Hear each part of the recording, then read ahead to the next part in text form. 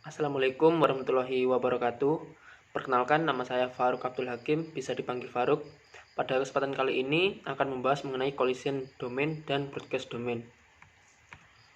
Collision domain adalah segmen pada jaringan komputer di mana paket data saling bertabrakan satu sama lain.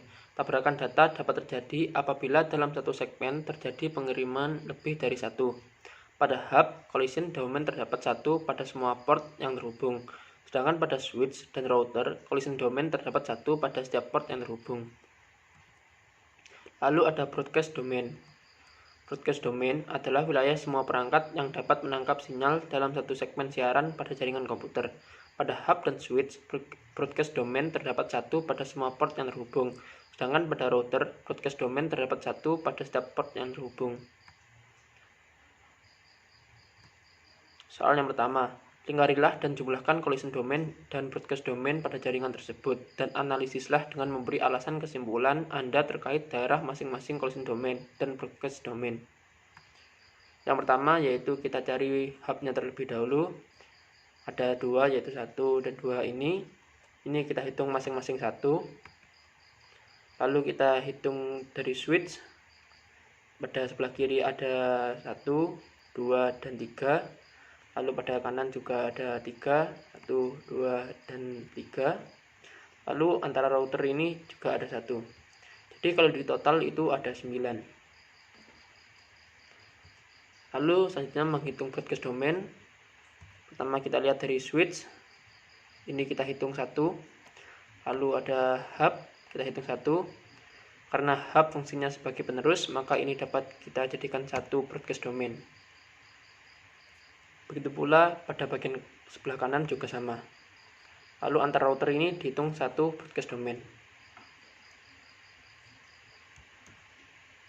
Jadi totalnya ada 3. Lalu soal nomor 2 yaitu tentukan topologi pada jaringan tersebut.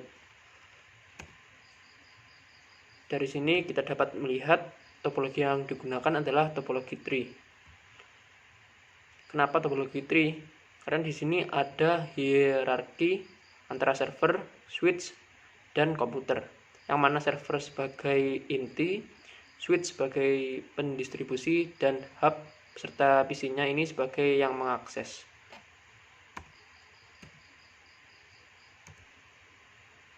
Lalu untuk kelebihan dan kekurangan topologi tree. Kelebihannya yaitu pemasangan kabel mudah, mendukung pembangunan jaringan dalam skala besar, dan memungkinkan menggunakan repeater sehingga jaringan menjangkau jarak yang lebih jauh. Sedangkan kekurangan dari topologi tree, cara kerja atau transfer data tergolong lambat, sangat bergantung pada hub atau switch sebagai distribution layer, dan pendeteksian kesalahan tergolong minimum.